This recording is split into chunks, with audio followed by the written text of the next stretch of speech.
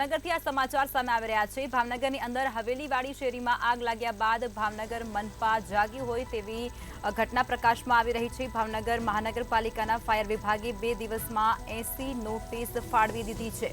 તો આ સમાચાર અત્યારે ભાવનગરથી સામે આવી રહ્યા છે। રહેણાંક વિસ્તારોમાં જ અનેક જ્વલનશીલ ગોડાઉનો આવેલા છે તેવું પણ જાણવા મળી રહ્યું છે। સાથે જ ફૂટવેર અને સ્ટેશનરી તેમજ ઇલેક્ટ્રિક વસ્તુઓના ગોડાઉનોની ભરમાર જોવા મળી રહી છે। ત્યારે રહેણાંક વિસ્તારોમાં આવા ગોડાઉનો અંગે સ્થાનિક લોકોમાં પણ ભારોભાર રોષ જોવા મળી રહ્યો છે।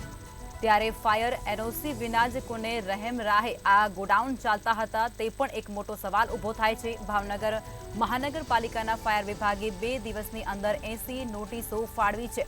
રહેણાંક વિસ્તારોમાં જ અનેક જ્વલનશીલ ગોડાઉનો આવેલા છે તેને લઈ અને રહીશોમાં પણ હવે ભારોભાર રોષ જોવા મળી રહ્યો છે। ત્યારે ફૂટવેર સ્ટેશનરી તેમજ ઇલેક્ટ્રિક વસ્તુઓના ગોડાઉનોની ભરમાર જોવા મળી રહી છે। રહેણાંક વિસ્તારોમાં આ તમામ ગોડાઉનો આવેલા છે જેને લઈ અને સ્થાનિક લોકો છે તેમાં પણ ભારોભાર રોષ જોવા મળી રહ્યો છે। તો ભાવનગરમાં હવેલીવાડી શેરીમાં આગ લાગ્યા બાદ ભાવનગર મહાનગરપાલિકા છે તે જાગ્યું હોય તેવી ઘટના બની છે। જેમાં ભાવનગર મહાનગરપાલિકાના ફાયર વિભાગે 2 જ દિવસની અંદર 80 જેટલી નોટિસો ફાળવી છે। સાથે જ રહેણાંક વિસ્તારોમાં જ અનેક જ્વલનશીલ જે ગોડાઉનો આવેલા છે જેની અંદર ફૂટવેર સ્ટેશનરી અને ઇલેક્ટ્રિક વસ્તુઓના ગોડાઉનોનો પણ સમાવેશ થઈ રહ્યો છે।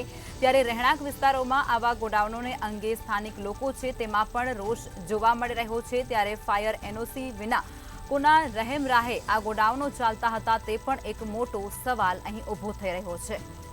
હવેલીવાડી શેરીમાં આગના બનાવ બાદ હવે મોટી કાર્યવાહી થઈ શકે છે। ત્યારે ભાવનગર મહાનગરપાલિકા છે તે જાગી હોય તેવું લાગે છે અને 2 જ દિવસની અંદર ફાયર વિભાગ દ્વારા 80 જેટલી નોટિસો છે તે પણ પાઠવવામાં આવી છે।